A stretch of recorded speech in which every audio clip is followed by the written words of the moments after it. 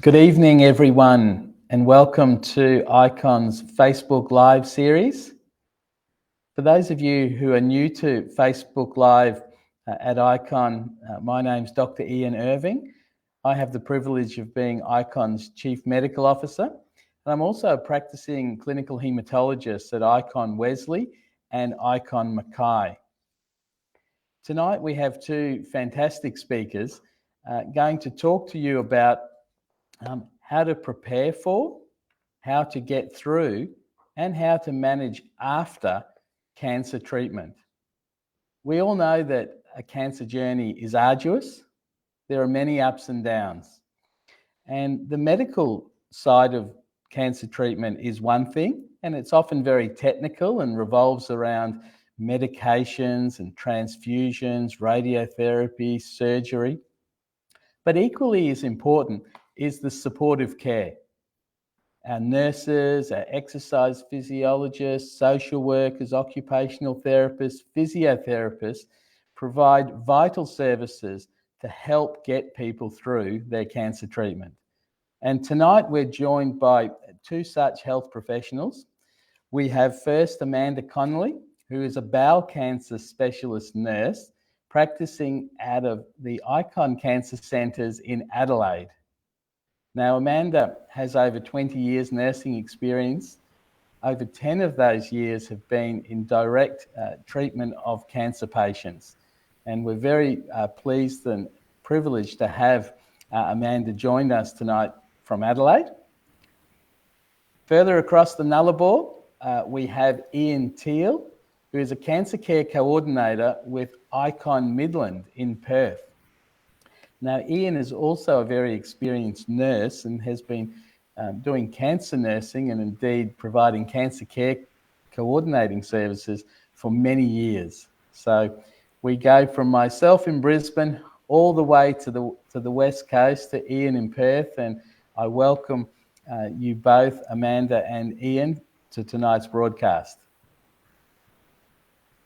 Now, of course, I also welcome everyone who's watching and to remind everyone that we love hearing your questions. So please, as we're talking tonight, use the BeLive chat, put forward your questions, and after we go through a few predetermined questions to Amanda and Ian, the second half of the 30-minute broadcast will deal with answering your questions. So, usual reminder and disclaimer, please do not ask questions that are very specific to your own treatment or your own diagnosis, and please don't divulge any personal information that shouldn't be in the public arena. But that aside, really you can ask any question you like, and we will try to answer it during tonight's broadcast. So my first question of the night, and to kick us off in our discussion, is to Amanda.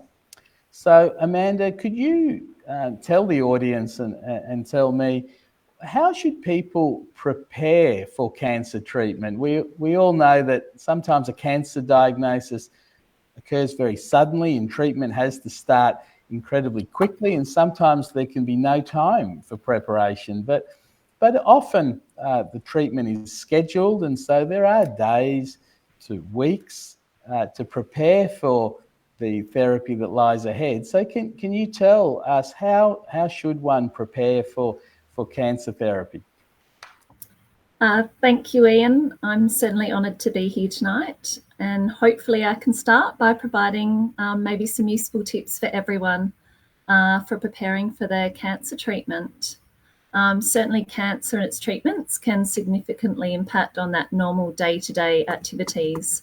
So starting with some simple things like eating and drinking, moving around and doing the things you enjoy may become more difficult during your treatment. So if you're waiting to start, maybe preparing effectively can make a difference to how you may experience your treatment and also the recovery. So preparing for your treatment, it really can help you have a better response to treatment and maybe even a quicker recovery. It can also really improve your energy levels, reduce tiredness, and maybe even improve your sleep pattern, which at the time of diagnosis, you can be quite often stressed, and that can certainly be influenced. Certainly important to maintain independence and do more of your normal day-to-day activities, and look at improving your general fitness and overall sense of well-being.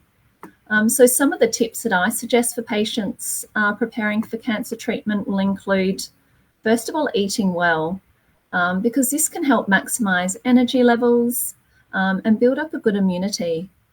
A healthy, nutritious diet, which should really include a wide range of fresh vegetables, fruit, whole grains, some good quality protein and essential oils. And whatever your preference or specialist diet instructions, I always suggest to try and keep eating regularly. And it's also really important to keep drinking your fluids to stay hydrated. Something else that's really important is being as active as possible. This can improve your general fitness. It can help you recover more quickly, mean you have fewer side effects, or that they are less severe even. Improve your general energy levels certainly can help you feel more in control and even mentally prepared for treatment. So if you know that you're going to start treatment, your healthcare team may even encourage starting physical activity beforehand. As I've almost touched on already, looking after your mental health is really important, as worry and anxiety around a cancer diagnosis and treatment is certainly understandable. And it's really important during this time to be kind to yourself and try and seek help or support when it's needed. Think about trying and reducing alcohol intake and quit smoking, even for a temporary time, will not only have many health benefits, but it's also going to help your body's response to the treatment. There are many resources that can provide information and support to help with quitting smoking. And I'd really suggest reaching out to your care team, who can direct you to those services that are available, particularly ones that are local to you. You may also need to organise practical issues such as work, childcare, maybe pet care, and housework. So getting organised before your treatment really can start help people feel more in control. And family, friends, neighbours, they often really want to help out. So getting support with even household chores and preparing meals for you certainly can be one way to do that. I often suggest that it may be helpful to make a list of everything that needs to be sorted, looking at things like day-to-day activities, other tasks like paying bills. And I always recommend trying to keep a diary, particularly if the patient isn't already doing so. It's a really good way to track your treatment, your appointments, particularly in those moments when you might be forgetful. I also recommend asking your healthcare team how long the treatment's going to take, particularly with things like chemotherapy, which can be very different depending on the medications you have, and also whether you should be bringing a support person with you. I'd recommend reaching out to the care team, maybe seeing if there's a possibility for attending any information sessions that are available or education prior to starting treatment. And that way you'll be able to receive details on how long the treatment will take each time and whether you should bring that person with you or anything else in addition with you as well, some of the important documents that they might want to see.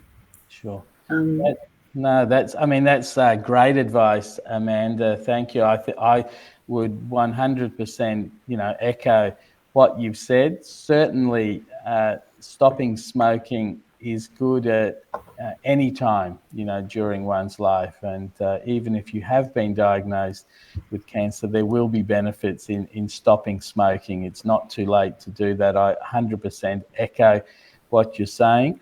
I think what you've touched on there with both physical, mental, and social aspects to the preparation for cancer treatment is a very important point. It's not just all about the physical preparation. There are those social and practical things to take care of, as you've alluded to. Fully support what you've said, that bringing a friend or relative or loved one to your cancer treatment, particularly the first time you're undergoing immunotherapy, chemotherapy, or radiotherapy is recommended and will definitely help people get through the anxiety of that first treatment. I strongly support that.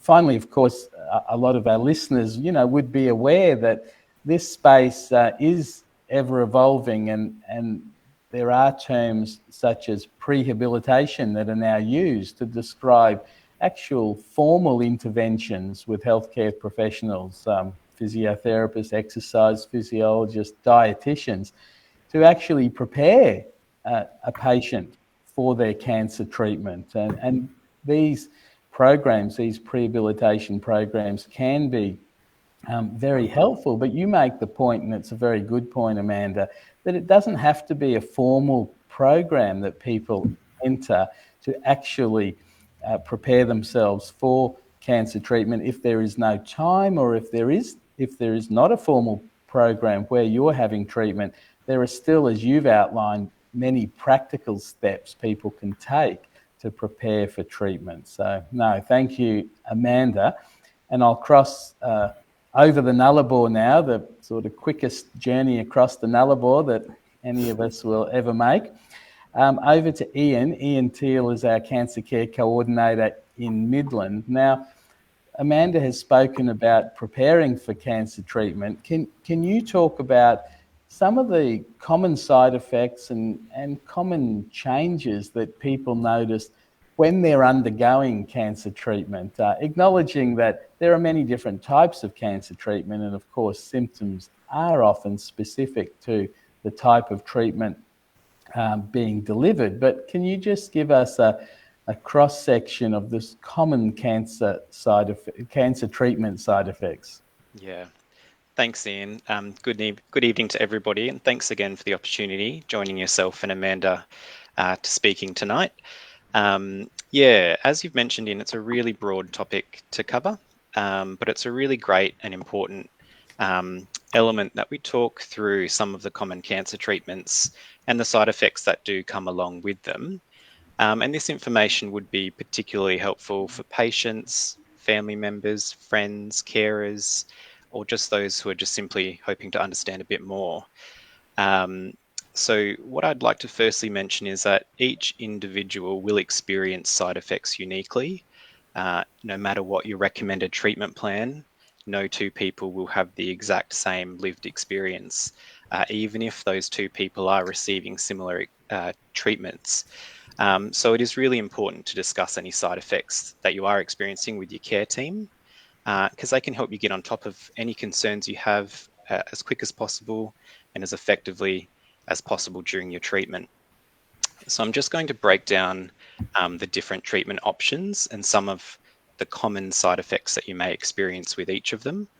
Now, the three probably most common that most people in the population would already know in terms of treatment options would include surgery, chemotherapy, and radiation therapy, and side effects can occur with all of these treatments. Side effects can actually be felt during treatment, and sometimes they can actually linger and take a toll on the body after treatment. So sometimes they can improve quickly. They could take weeks to move past, months, sometimes even years to improve. So just if I start with surgery, some of the common side effects an individual may experience, and just to caveat this, that it is dependent on the nature of the operation that you're having done. So you will be counselled more specifically if you are required to undergo a surgical experience. But often people will experience pain and discomfort after surgery.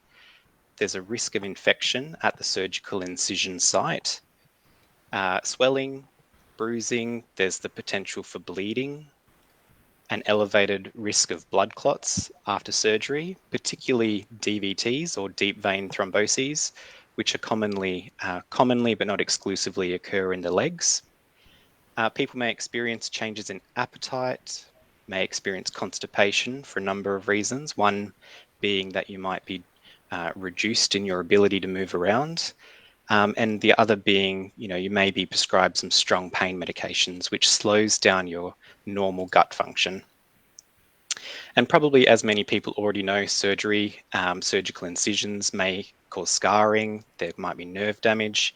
And with some of our cancer treatments, lymphedema is another important element to just touch on briefly, which is swelling of the limbs following removal of lymph nodes, commonly in the arms, legs, or pelvis. Moving on to chemotherapy, which is another very common treatment option. And whilst there is a really long list of potential side effects, I'll caveat that by saying commonly we see people experience, or they may only experience, a small number of these. So it's not an exhaustive list, but commonly we see nausea and vomiting, diarrhea or constipation, fatigue, low blood counts such as your red blood cells or your white blood cells may be impacted. We sometimes see mouth sores or mouth ulcers, leading to an increased risk of infection, an increased risk of bruising. Hair loss is another common concern that I hear people talk to me when I'm consulting with them. And it's really important that we mention that it's not just the hair on your head. It can be anywhere, the hair anywhere on your body, eyebrows, chest, legs, wherever it might be. Muscle weakness is another one. Changes to the tips of like fingernails and toenails. You might have changes in your appetite. And really importantly, I think it's not very well discussed, but changes in fertility and sex drive is another side effect we see with chemotherapy, and also changes in thinking and memory. And the third treatment option that I'll just breeze over tonight is radiation therapy, which can cause a few similar side effects as chemotherapy, but this, or a few of these, are actually specific to the area of the body that's being treated with the radiation therapy. And that could include skin reactions, including redness to the area of the skin that we're treating. It may feel hot to touch. The skin may break down. You will definitely see hair loss at that site that the radiation therapy is treating. Now, similarly to chemotherapy, fatigue is another big one with radiation therapy, and that's for a few reasons. The first, just the impact of the radiation therapy, but secondly, in part due to the travel that's involved with radiation therapy, because often it's prescribed to be every day, Monday to Friday. So it's a lot of travel.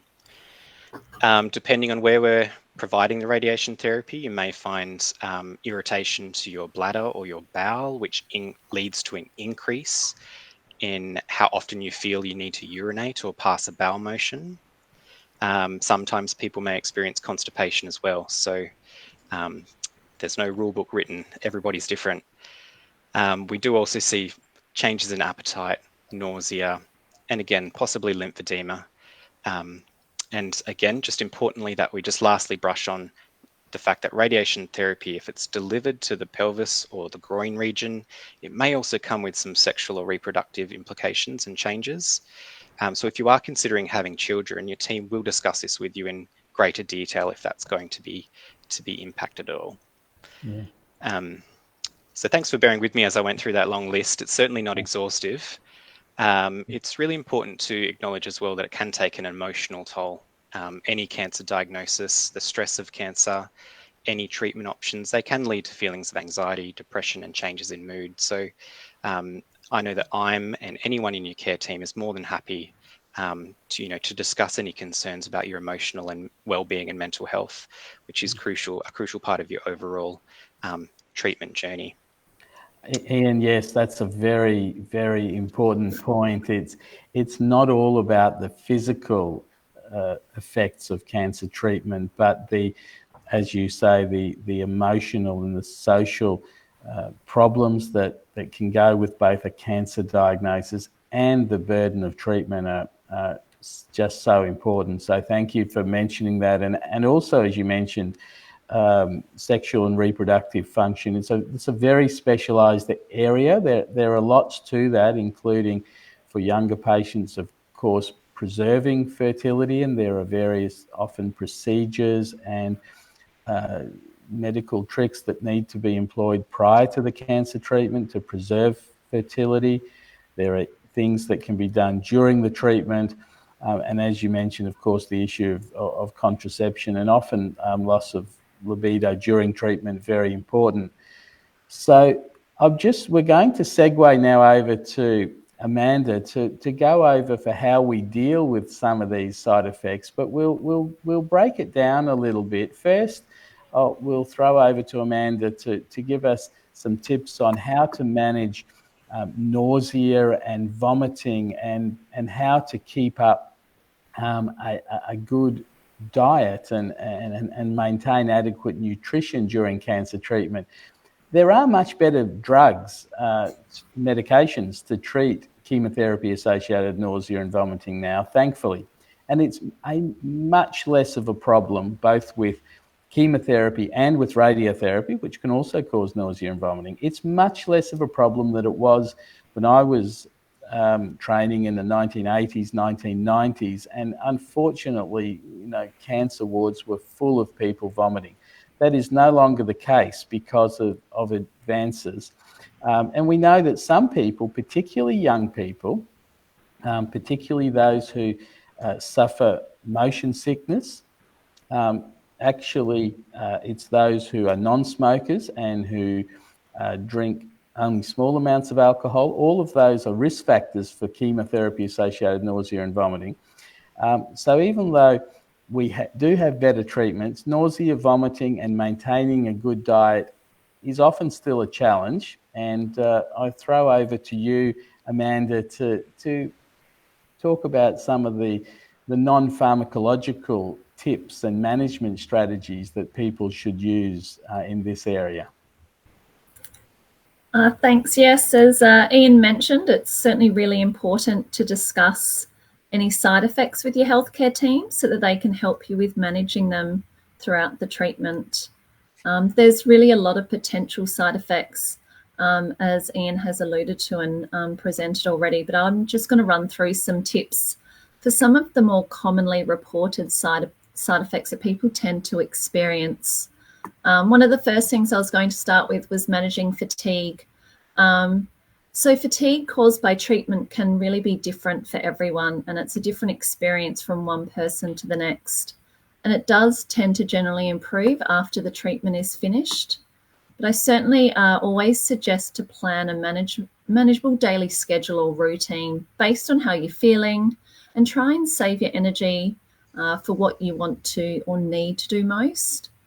Certainly do the things that are more important to you when you don't feel tired. Asking family or friends, as I mentioned earlier, to help with jobs around the home, is often people are really trying to help you and they want to be able to do something to help you around the house. And also thinking that if you are working, reaching out to your employer for support.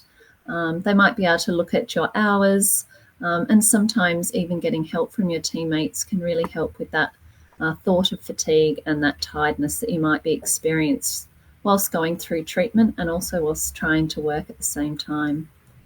I do recommend, being physically active, as I said earlier, asking your healthcare team how to exercise safely for your situation, and it will be dependent on the treatment that you're having as well.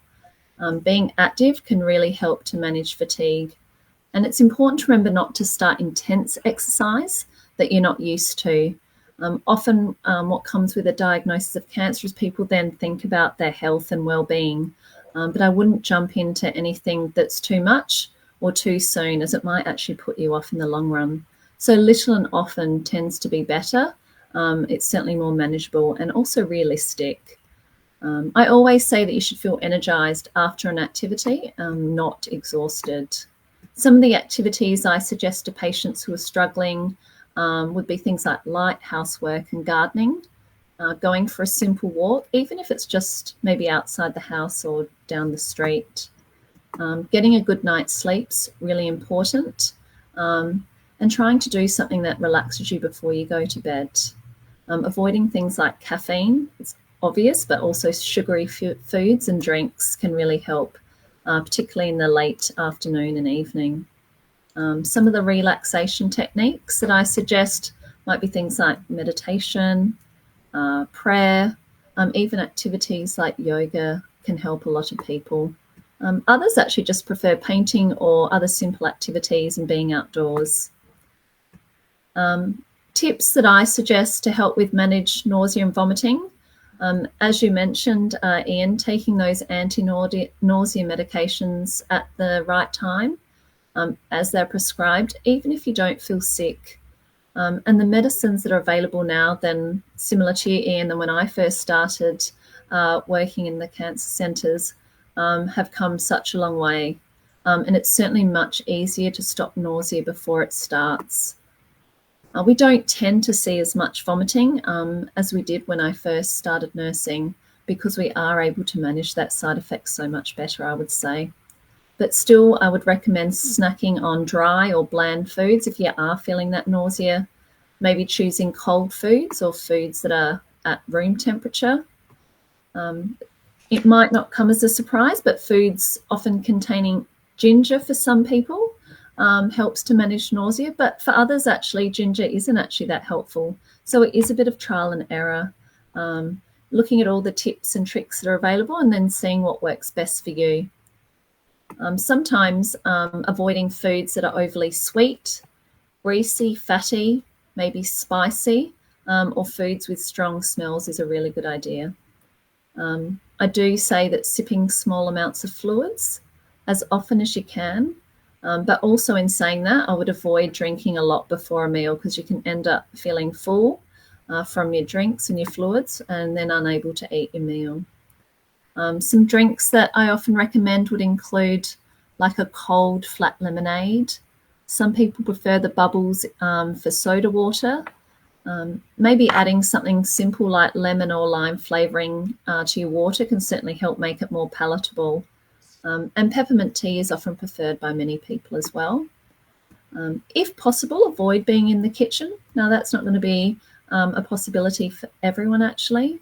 But it's the smells when foods are cooking that can really make you feel nauseous. So trying to avoid preparing any foods with those strong scents is what I would recommend. If you are vomiting, and I know I did say that it is rare in this day and age, but that can still happen, try to be drinking plenty of water. And you want to be replacing any of the fluids that are being lost. Sometimes sucking on an ice block, something like a lemonade ice block, may help with that as well. But dehydration really is serious, so it is important that you report any nausea or vomiting that's not being managed, and you should be reporting that to your healthcare team. A question that's often raised is how to manage that loss of appetite. So I always recommend trying to eat small meals or even snack frequently. So maybe 5, maybe 6 small meals a day, rather than those 3 big meals that we would traditionally have. Definitely take advantage of when your appetite is at its strongest. That may mean having a larger meal in the morning and maybe a small meal at night time or in the evening. So when you are eating, making sure that all the foods you are taking in are nourishing foods and fluids. So thinking those high protein, high energy, and try and eat the most nourishing part of the meal if you can first. The most important thing really is to include a variety of food in your diet, and that may then improve maybe that overall intake. I think it's really important to try and relax any dietary restrictions you might have had in place during treatment. Maintaining your weight or even regaining some weight you've lost is more important than really avoiding the full fat and other high energy or high sugar foods we often spend most of our lives trying to have minimal amounts of. I've already said, but physical activity, even gentle physical activity, is really important, and it can even stimulate that appetite. I would also suggest asking a specialist or a dietitian about any nutritional supplements that might be available to you. And again, a lot of trial and error around that. There's so many wonderful products available to patients these days, but working out what's going to be best for you.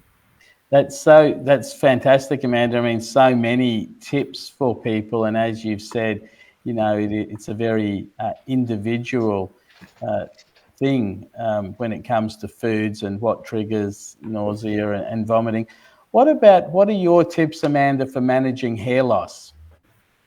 I know Ian's already touched on hair loss a little bit, because I think it is important to remember, unlike what the media portrays, not everyone will actually lose their hair. It does often depend on the type and the amount of treatment that they're going to be having. And as Ian mentioned, it's not just the hair on your head. It might be eyebrows, eyelashes, bodily hair as well. One of the tips I do recommend is, like at our cancer centres at Icon, we offer scalp cooling. Some centres also offer cold caps, and that can help reduce the amount of hair that might be lost. It's not suitable for everyone, which is why I would suggest reaching out to your specialist, or for every treatment as well. But I do encourage people that, if it's important for them to have that discussion. If maybe your hair was thinning, I think it's really important to think about gentle shampoos, conditioners, avoiding some of the high-end chemical products, something as simple or basic as baby shampoo, making sure that you're moisturizing your scalp, always using non-perfume lotions and potions. Something as simple as a sorbeline cream can be good. Something that I do recommend to patients, particularly females, if they've been used to having long hair, avoid using hair dryers or using them frequently due to that excessive heat. Also, lots of different tools around these days, but curling irons, straighteners, even curlers should be avoided. And think about avoiding hair perming or chemically colouring your hair. Again, if it's important to you, I'd say maybe think about doing it less frequently. Sure. Okay. No, that's very useful again. I mean, and you mentioned the scalp cooling, and it is on one hand, it's quite simple that very cold cap is worn over the scalp, so that with the cold there's less blood flow to the scalp, and therefore less of the chemotherapy drug going to the hair follicles and less hair loss. And it can be quite an effective strategy, as you've said, Amanda, to reduce hair loss with cancer treatment, or particularly with the types of chemotherapy that can cause hair loss. As you mentioned, it's not for everyone. It's not for certain cancer types, and particularly in hematological malignancies, we don't use the scalp cooling, but in a lot of cancer treatment, it's a very good treatment, as you say. Just before throwing back to Ian, there are a couple of questions coming in on the chat, and we encourage you very much to put forward your questions. Also, there will be a recording of tonight's broadcast on the Icon Cancer Facebook site. And for questions that we don't get to tonight, we will attempt to put up answers to those questions as a transcript on the Facebook site. I noticed a couple of questions I'll go to now. Firstly, there has been a question around hiccups. Now, intractable hiccups can be extremely distressing for people. And we do see this occasionally with cancer treatment. Particularly, we see it with certain types of drugs, especially high-dose dexamethasone. That's not the only drug that can cause hiccups, but it's a very common cause of hiccups.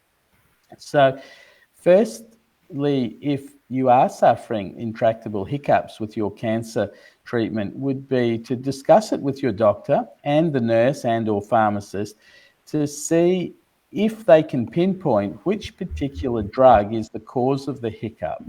And often it is the high-dose dexamethasone, which sometimes is used for anti-cancer purposes, but sometimes is used actually as an anti-nausea medication. And if dexamethasone is used as an anti-nausea medication, there are some strategies that can be substituted and the high-dose dexamethasone not employed.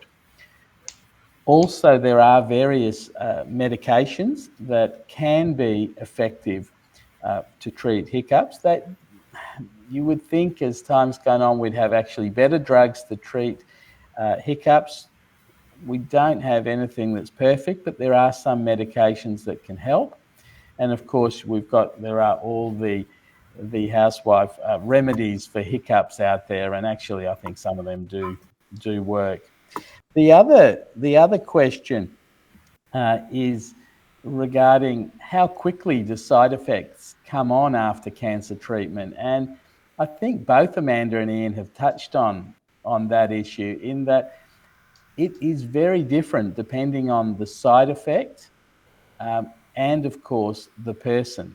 So some side effects, for example, peripheral neuropathy, so the nerves to your limbs, to your hands and feet, can become damaged with some sorts of chemotherapy. And that often will come on over weeks and months and is a cumulative type toxicity. Nausea and vomiting, there are really two timeframes that can come on. Firstly, immediately, which is the most common, although the medications to prevent immediate onset nausea and vomiting with chemotherapy and radiotherapy are very good now. With certain chemotherapeutic drugs, there are delayed nausea and vomiting syndromes that can occur, and that's often 7 to 10 days after the chemotherapy. And again, there are some medical treatments for that. Also, it's just important to be aware of it, that it can come on, and it can come on quite suddenly. Radiotherapy, the skin changes that Ian spoke about before, don't come on straight away and generally won't happen with the first few treatments, but after a number of treatments and as the weeks go by, then the skin changes from radiotherapy often become apparent. So in answer to the question about the time frame of cancer treatment side effects, it very much depends on the side effect, treatment being given, and of course the person. Now, Ian, we're going to come over to you. This will be the last formal question that I'll ask either of you, and then we'll go to more sort of free-range questions, if you like. But can you tell us, Ian, about some of the support services that are available and some of the strategies that people should be looking for to dealing with issues they're having during their cancer treatment? Yeah, absolutely. So navigating cancer treatment, as we've heard quite thoroughly tonight, can be incredibly challenging. So not just for patients, but also for their families and their caregivers and friends. And one of the important aspects of my role as a cancer care coordinator is to be a resource that can really assist patients and individuals in accessing appropriate services and to get the help and the support through their cancer treatment. So the key to managing, a cancer journey successfully is understanding, being prepared and open-minded. I like to counsel people in being open-minded to accessing the various supports and support services that are available. So I'm actually just this evening going to cross over and cover a couple of the different allied health services and explain the role that they have and how significant their role is in supporting patients through their cancer treatment and to achieve their recovery goals. So starting off the bat with a dietitian. So dietitians are an invaluable asset to anyone undergoing cancer treatment, and they're particularly invaluable in helping manage weight loss, which is a very common associated side effect of pretty much all of our treatment regimes. And there's a lot of evidence that highlights the importance of maintaining a healthy weight, which can be challenging during cancer treatment. But dietitians can provide tailored nutritional advice to help manage weight effectively. Now, that could come from a range of tips or strategies to introduce additional protein, calories into basically your diet to assist you to maintain your weight. But importantly, dietitians sort of also help manage weight loss, changes in taste, loss of appetite, and they also can help manage fatigue, which I think a lot of people aren't so well aware of the relationship between proper nutrition and a balanced nutritional diet and managing fatigue and fatigue-like symptoms and the energy levels as well. Moving on, speech pathologists can help patients if they're experiencing difficulties with chewing or swallowing and speaking. So if your cancer itself or the treatment that you're receiving impacts your ability to speak clearly, swallow, or eat normally, they can provide strategies and interventions to enhance your day-to-day life. An occupational therapist, very essential for supporting patients that are having trouble or difficulty performing daily tasks, everyday tasks. It could be tasks in the kitchen, making your bed, buttoning up your shirt, showering, and they can actually introduce equipment or recommend strategies to make daily activities easier. An occupational therapist can also help with memory loss and managing fatigue. Psychology or psychologists can support patients. They're invaluable at supporting patients with adjusting to life with a cancer diagnosis, what that means to them, worries about the future. They can cover a whole range of cancer and non-cancer related stresses that people are actually going through, such as depression, anxiety. They can also help with sleep and fatigue management, which again is another really important one that we've touched on a number of times. But it's important to highlight as well that it's not just the person with the cancer diagnosis that's going through this cancer journey. It could be a loved one, it could be your entire family unit, friends. They're also going through this with you. And adjusting to treatment and life with cancer or living with cancer, a psychologist can help support your entire unit through the experience in your cancer journey. Physiotherapists, and I am just going to roughly include exercise physiologists in this same category. They can help with cancer-related pain, pulmonary type rehab, which is improving your ability to breathe normally and reduce pain associated with your cancer, supporting people who experience weakness or a decrease in their strength as a result of having any of the treatments that I've previously discussed, help you with improving a range of motion in your arms and in your legs, and supporting those really with any difficulty relating to movement.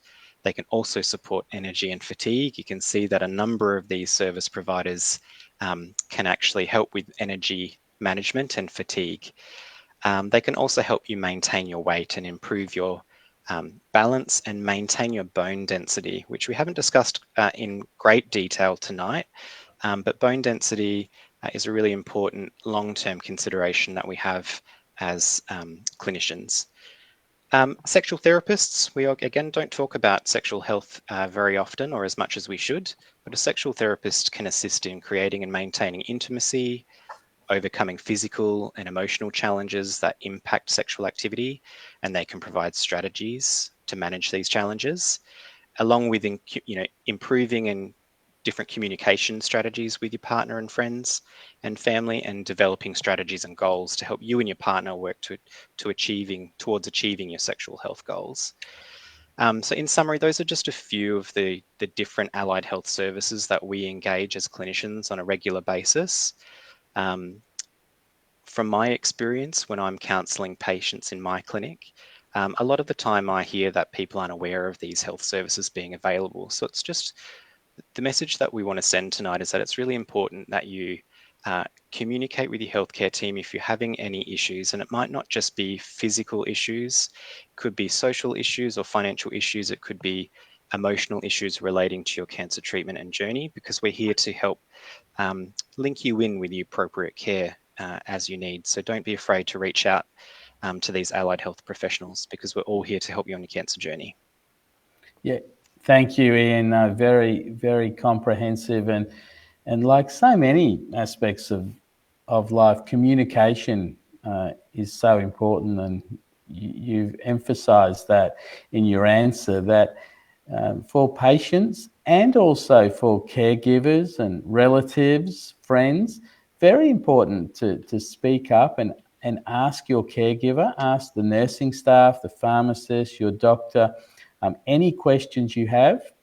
Generally, people who I see in clinic, they almost always have a list of questions and issues that they've thought about over the last week or two prior to the appointment and that they want to ask. And it's just so important because everyone's journey is different, and even though it can be a bit of an overused phrase, going through cancer treatment is a journey. There'll be ups and downs for everyone, and the actual road will be different for everyone's. You compound that with in cancer centres, whether it's at ICON or other facilities, the services available are subtly different as well. And so therefore communication with your caregivers to find out what's available in your centre and what would suit your needs is just so important. You touched on so many areas, and I just want to emphasise a couple of them again.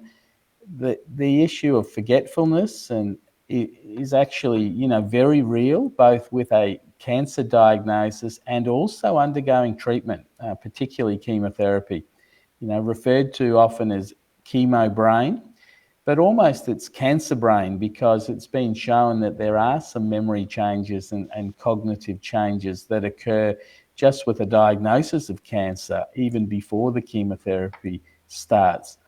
It's real. I can say that in the majority of situations, it does improve, but it actually takes many months. And there are studies out there showing that even at 12 months post-diagnosis, people often still have an element of forgetfulness. Keeping your weight on is a real challenge. You mentioned dietitians, and they're vital. But of course, Amanda gave us lots of dietary advice, and there are lots of things that the nursing staff and other caregivers can discuss with patients, and patients can do themselves outside of seeing a dietitian to help maintain enough calories, an adequate and healthy diet, and hopefully keep on as much weight as possible. I think in reality, most people who have cancer and who undergo treatment will lose some weight.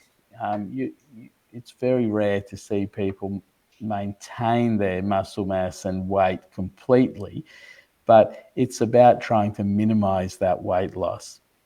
Exercise, you mentioned, Ian, is important, and it's a little bit of a modern day phenomenon. It's over the last 10, 20 years that there are more and more studies showing that people who exercise during their treatment for cancer actually fare better than those who don't exercise. And just because you're undergoing treatment doesn't mean that you're not allowed to do exercise. In fact, it really should be encouraged for everyone who's able, with, of course, certain caveats around it, the post-operative period, or if you have wounds or infection risks. So there are always some caveats, but almost everyone should be encouraged to exercise during their cancer treatment.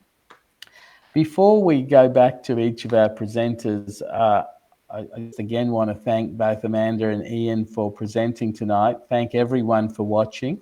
As we said, there will be a transcript of tonight's recording on our website. As well, the whole actual film will be on the website, and people are able to use it and share it through the ICON Facebook site over the next number of months. And look, we encourage you to do that and engage with us with any further questions. As I throw over to Amanda, I just want to emphasize though one final point, and it's come through in a couple of questions, and that is the long-term effects and what's often referred to now as survivorship. Thankfully, more and more people are surviving a cancer diagnosis, and it's estimated that across the country, 70% of people diagnosed with a cancer will still be alive at 5 years post-diagnosis. And that's data across every cancer type and across the whole country from the Cancer Australia statistics that are gathered nationally. And that's a fantastic advance. But it does mean that after you recover from your cancer diagnosis and you're living for years and years, survivorship issues come into play, and that includes both the long-term effects of chemotherapy and radiotherapy, and some of those are very specific to the sort of treatment given, and some are fairly general. And of course, there are just the general physical, mental, and preventative health aspects. So having a regular GP, ensuring that you do undergo screening and regular checks around pap smears, mammography, cholesterol checks, PSAs, keeping your weight under control, having regular visits with your GP, all become very important. And it's probably the topic for another Facebook Live, and I won't go into it further tonight, except just to say that, yes, we're very cognizant of the potential long-term effects of cancer therapy and survivorship. So, Amanda, I'll throw over to you now. Amanda is our bowel cancer specialist nurse in Adelaide. We thank very much Bowel Cancer Australia, who support Amanda's employment, and they're just, such wonderful generosity of the Australian public that supports so many good charities, and Bowel Cancer Australia have provided specialist nurses around the country, and we're lucky to have Amanda sponsored by Bowel Cancer Australia. So do you have any last words or anything in listening to us tonight and seeing the questions and hearing Ian that you want to impart to our listeners, Amanda? There was a question, I think, that came through around excessive sweating or sweating during treatment. And I was just going to add, there are some obvious tips that I could provide about maybe avoiding caffeine, maybe spicy foods, or maybe having a reduced amount of those, because I hate saying the word avoid, particularly if it's something that you really enjoy. Alcohol would be another one to think about avoiding if you're having excessive sweating. And other tips I could probably think of would be, washing your bedding regularly, having fresh sheets, making sure they're natural fibres at home. Things like a cotton would be preferable if you're able to access a cotton bedding. Keeping cooler. So for, some of the states like where you are, Ian, in Queensland, you're going to need to have the window open for a cool breeze, maybe having a fan accessible.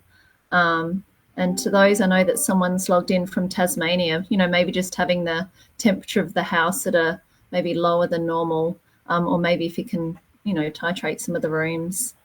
Bathing and having a shower every day can help as well. And it really does depend on the treatment that you're having. Also, it comes down to your cancer diagnosis, because some people are more susceptible to these sweats or night sweats as well than others. But it can be really uncomfortable. It does then mean you're washing your clothing or your pajamas or nightwear more often and washing your bedding more often. So it is a lot of work, but certainly changing those over and having fresh clothes and fresh bedding can help, and just trying to keep a bit cooler and maybe avoiding some of the foods and drinks I've just said. But it certainly can be uncomfortable. And again, it's something so simple can be debilitating at home and frustrating for patients whilst they're on treatment. No, thank you, Amanda. That's very, very useful for people listening, I'm sure, and thank you for picking up that question. Now, Ian, you're over in Perth, and there is a time difference, of course, so it is 2 hours earlier over in Perth. It's only fitting then we give you the last word. What are the last-minute tips, or how would you like to sum up this whole area, Ian? Yeah, absolutely. I think we've heard a really wide, sort of broad response to the topics that we've discussed tonight. I think it's been a really great conversation. There was one comment that I just want to elaborate for everybody joining us tonight in the comments section regarding the Cancer Council and the invaluable role that they play in providing support for patients generally across Australia.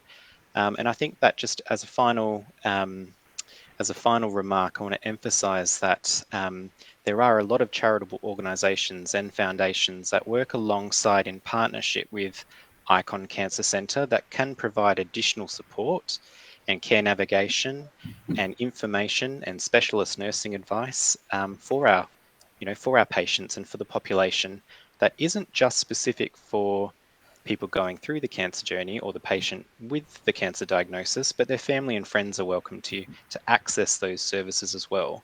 So Cancer Council has a great national helpline, Bowel Cancer Australia, and most of the tumour groups will have a dedicated foundation or charity that patients can access. And I think if you're not sure how to access those services, it's a really great conversation to have with your healthcare team more broadly. Because often, people aren't aware of what help's available unless they ask. So it's just being open to asking the question and being open-minded. Even if you think it's just a little niggle that you've been sitting on for a couple of weeks, have a conversation with your healthcare team, and they'll often be able to steer you in the right direction with some additional advice and support. Great advice to finish with. I note there's also a comment on the chat around avoiding flu and COVID. It is coming into winter, and as a final bit of advice to everyone watching, very much encourage you to stay up to date with your COVID vaccinations. Also make sure you have a flu vaccination, and there are now other vaccinations, RSV and shingles vaccinations coming on board in Australia. So stay vaccinated. Stay well, everyone. Thank you for tuning in. Again, thank you to Amanda and Ian for joining us as tonight's guest presenters. It's been incredibly helpful for everyone, I'm sure. From all of us at ICON and the communication team and myself, Ian Irving as ICON's Chief Medical Officer, thank you again and good night. Thank you.